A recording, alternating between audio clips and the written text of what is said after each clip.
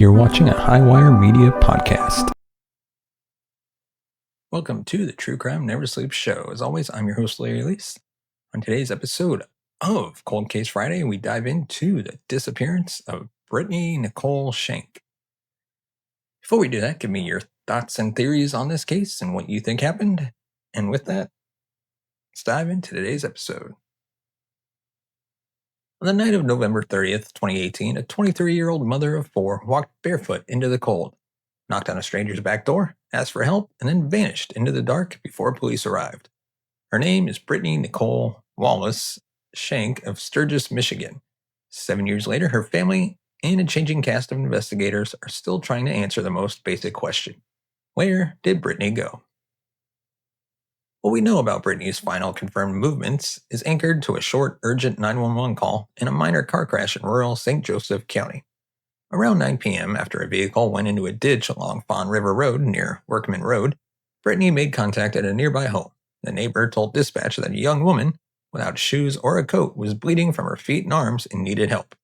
As the call unfolded, the neighbor could be heard calling out, "Come back here," as Brittany slipped away before deputies reached the location. That single call, unsettlingly fragmentary, has become the case's pivot. The 911 audio, released publicly years later, added a heartbreaking layer of detail and established the clock. In it, a dispatcher asks St. Joseph 911, "Where is your emergency?" Brittany answers, "Off of Fawn River," then hands the phone to the neighbor. The operator urges the neighbor to keep her there, tell her that help is coming, but Brittany leaves anyway. Investigators have pinpointed the call to approximately 8:51 p.m. that Friday night. Earlier that evening, Brittany had been seen with a young man who has never been publicly identified. A relative recalled seeing the pair together, and that recollection later helped produce a police sketch made public in 2024. The description circulated by Western Michigan University's cold case program places a man at 5'6" to 5'8", early to mid-20s with short blonde hair and distinctive mutton chop sideburns. Police say this male companion fled the scene of the ditch crash and has remained a focal point of their inquiry. The sheriff's office has not named him, and officials have been careful not to label him a suspect. Still, the rare decision to release a composite image years after the event underscores how central he is to reconstructing those final minutes. Is he an eyewitness, a good Samaritan who panicked, a partner who bolted, or something worse? The public doesn't know, and that void keeps the sketch relevant. Fawn River Township is the kind of rural grid where a wrong turn at night can put you in a cornfield or a drainage ditch in seconds. The location matters. From the roadway, you can disappear quickly on foot, especially in late November darkness. If you're barefoot, bleeding, and frightened, your choice is narrowed to survival instincts. Knock for help, wait for the ambulance, or run. According to investigators, Brittany chose the first two, and then the third. After the 911 call, the neighbor lost sight of her. Another witness reportedly glimpsed her from a window as she moved away. Minutes count in missing person timelines, and those minutes between the call and a patrol unit's arrival are the ones we still cannot account for. We don't know whether she hid nearby, tried to reach another house, got a ride, or wandered towards the fields and woods south of the road. Over the years, the St. Joseph County Sheriff's Office has emphasized the sheer volume of work poured into the case. Dozens of searches by ground and air, cadaver dogs, ground-penetrating radar, mounted patrols, dive teams, and assistance from Western Michigan University's cold case program, which digitized and organized the sprawling case file and built timelines. The department has also said some witnesses have been uncooperative or have since passed away, complicating a reconstruction that was already difficult in real time. On October 7, 2004, the Sheriff's Office made its boldest public move, releasing the 911 audio and the composite sketch of the man last seen with Brittany. It was both an appeal and a reset, an acknowledgement that the case needed fresh eyes in the community and perhaps fresh pressure on those who knew more than they had shared. For Brittany's family, the release was progress. For detectives, it was also a strategic bet that someone, somewhere, could put a name to a face or a stray memory to a timestamp. In January 2025, leadership of the Sheriff's Office changed hands, and by late summer, there were tangible shifts. Sheriff Chad Spence assigned 2 additional investigators and formally partnered with the Michigan State Police to re-examine the case from the ground up, while also discussing potential coordination with the FBI. Spence framed it simply. It doesn't matter what color uniform you wear, the priority is answers for the family. For Brittany's father, Greg Wallace, the outreach translated into renewed confidence and a commitment to regular check-ins, rather than sporadic updates. The timing matters. Nearly 7 years out, case momentum often depends less on a single smoking gun than on rebuilding trust, sifting old interviews with new technology, and setting strict follow-up schedules so leads don't die on the vine. The new posture doesn't guarantee answers, but multiple agencies reviewing the same file with fresh eyes frequently surfaces overlooked inconsistencies, new triangulations of phone locations, or witnesses who are now willing to talk. Cases are not just about what happened, they're about who it happened to. Brittany was a daughter, a sister, the mother of 4. She was 5'1", 110 pounds, with hazel eyes and dark hair. On the night she vanished, she was last seen in blue jeans, a white tank top, a green coat, and no shoes. None of those details solve a case on their own, but they frame the vulnerability landscape of that night. Small in nature, lightly dressed, barefoot, injured, and afraid, those facts put a human scale on the timeline detectives are trying to reconstruct. So there are 4 core theories in regards to the case, and now we're going to dive into each one and how they stack up. Number 1, disorientation and exposure after the crash. The simplest explanation is often the first to test. If Brittany, barefoot and bleeding, left the neighbor's door in panic, she might have become disoriented and succumbed to the elements, especially near fields, water, or wooded cuts. Investigators have conducted searches with dogs, aerial support, and specialized equipment for remains or buried evidence. The absence of findings around the last known area weakens, but doesn't eliminate this theory. Terrain can hide a person heartbreakingly well, and seasonal changes can delay discovery for years. Number 2, a ride, willing or coerced, with someone she knew. Because Brittany was seen with a young man just before the crash, because she told the neighbor that her boyfriend had taken off with a car, one line of reasoning is that she reconnected with that man, or another acquaintance, after she left the house. If a vehicle was waiting outside of camera coverage, or if someone driving by recognized her and stopped, the case footprint could shift quickly away from the immediate crash site. The continued public effort to identify the male companion supports its investigative weight. Confirming his identity would clarify whether he is a witness to, contributor to, or victim of the night's chaos. Number 3, foul play by an opportunistic stranger. Rural roads are low traffic, but the conditions at night, darkness, a disoriented woman, barefoot and hurt, could in theory create an opportunity for someone with bad intentions. There is no publicly shared evidence confirming a stranger abduction scenario, and detectives have not publicly characterized the case as a homicide. Brittany's brother has argued for treating it as a no-body homicide, to leverage additional resources. At a minimum, the request reflects a family's urgency and a recognition that some doors only open if a homicide framework is in place. And number 4, a deliberate disappearance. Families and investigators don't dismiss this lightly, but in Brittany's case, nothing released publicly points to planning or resourcing an intentional disappearance. In the manner of her last contact, a barefoot injured visit to a stranger's door asking for help, fits poorly with a decision to run away and stay hidden indefinitely. Law enforcement continues to list her as a missing person, not as someone who fled. So, why a sketch and why now? Composite sketches are double-edged tools. They can jar memories or seed rumor mills.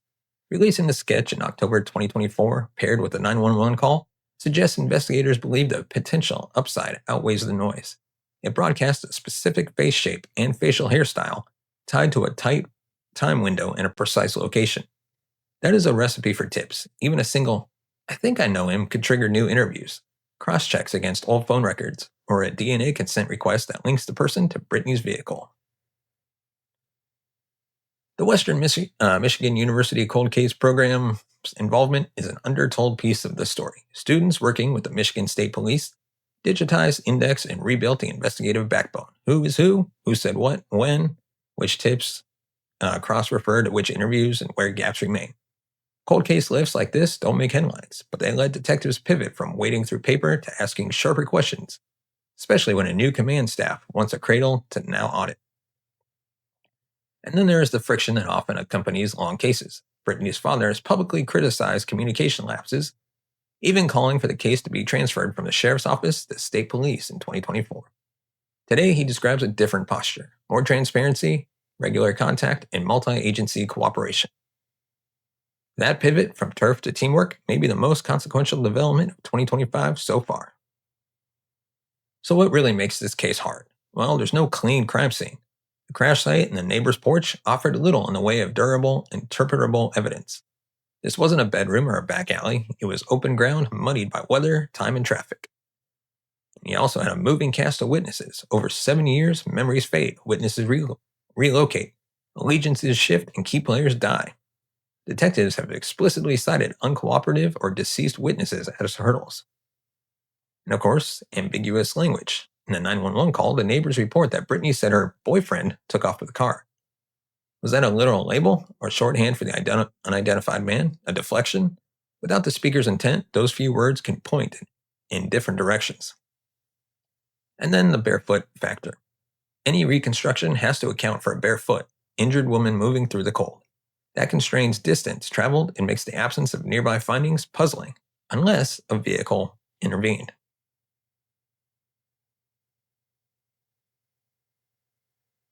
So, potential investigative next steps include re-interviewing everyone with the sketch in hand, geofence warrants and tower dumpings revisited, vehicle canvassing by make and model, environmental research with new tools, and public micro campaigns rather than one-time blasts.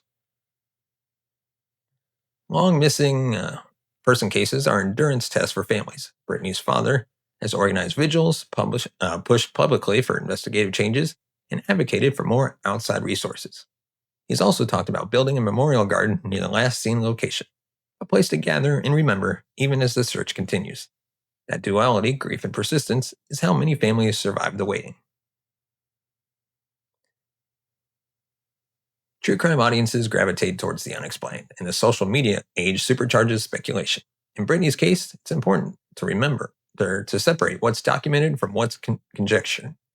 Documented, the crash near Fawn River Road, Brittany's barefoot condition, the neighbor's 911 call at 8:51 p.m., the unidentified young man who fled, years of searches, and the 2024 release of the audio plus the sketch. Conjecture, any specific claim about the man's identity, whether Brittany must have been murdered, or narratives that overweight a single witness recollection. The line between skepticism and certainty should be guarded fiercely. Responsible coverage also means honoring the person at the center. Brittany is not a cipher. She is a mother whose kids have grown up without her, a daughter whose father now measures time at anniversary and policy meetings, and a case file that lives on detectives' desks. When we talk about theories, we should do so with care, precision, and a bias towards what is verifiable. One specific thread emerged in 2024 coverage. Investigators said Brittany left her grandmother's house that evening with the unidentified young man before the crash. That detail matters for two reasons.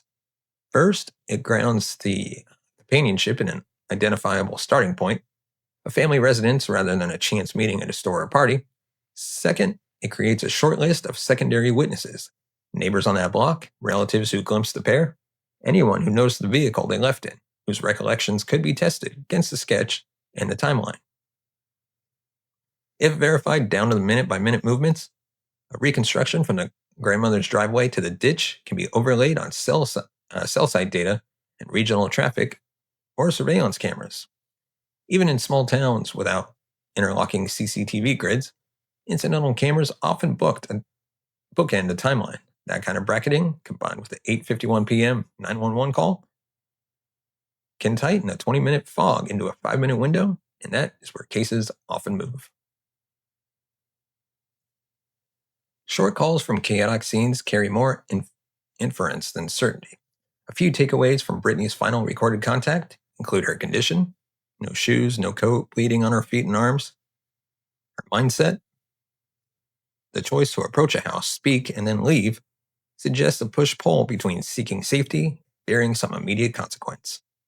The boyfriend reference, the silence after the call. We don't hear screaming, engines, or a struggle on the audio released to the public, only the neighbor urging her to return and the dispatcher promising help. That absence doesn't answer what happened next, but it shapes which scenarios are more plausible in those next minutes.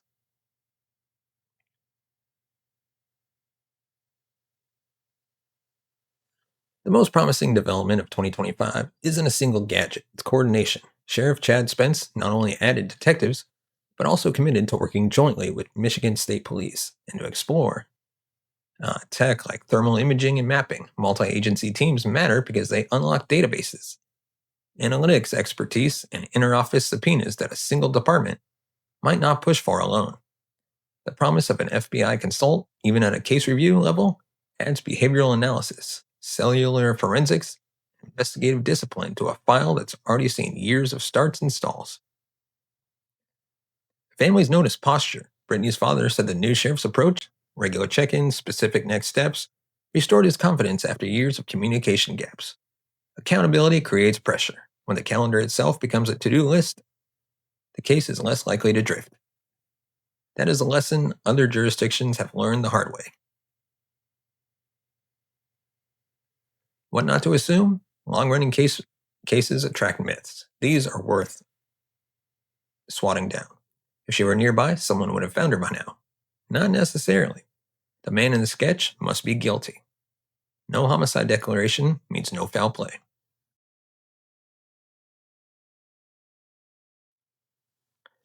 Brittany's case hits a primal chord. The last-minute plea for help, it's the opposite of vanishing without a trace. She left one clear chase, and then she was gone. For many, that detail is what keeps them sharing her photo, attending vigils, and pressing for answers each anniversary. For others, especially parents, the Barefoot image is the one they cannot shake. Those emotions matter because public attention is a force multiplier for cold cases. It motivates agencies, flushes out reluctant witnesses, sometimes brings forward the one person who has carried a secret for too long. So now, there's 7 questions that are worth answering now. 1. What was the exact distance between the crash location and the house where Brittany sought help? If measured, it could bracket how long she was outside and how far she might realistically have traveled barefoot before officers arrived. 2.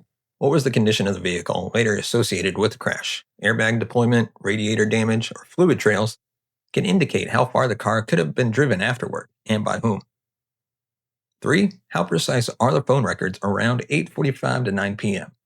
If investigators can map pings for known associates or the man in the sketch, those arcs might place a device near the porch or moving away from it. Number 4. Has every search area been revisited in different seasons? Leaf-off aerial surveys reveal very different patterns than high-growth summer flights. Number 5. Has the sketch produced any credible identifications that stalled for lack of corroboration? Those names can be quietly revisited under the new joint SGCSO MSP umbrella. What exactly did Brittany say verbatim to the neighbor before handing over the phone? The word boyfriend sits at the center of several theories. A transcript level reading might clarify whether she was describing the man from earlier or using a generic label under stress. But if you have information that could help, the St. Joseph County Sheriff's Office asks you to contact them at 269-467-9045. You can also use Silent Observer at 616-774-2345. Tipsters who interacted with Brittany on the day of the crash, knew the man depicted in the sketch, or saw a barefoot woman on or near Fawn River Road that night are especially important. So don't be afraid to call. Brittany Shank's disappearance is a case built out of contradictions. Public plea for help, followed by a flight into darkness. A car in a ditch, but no clear crime scene.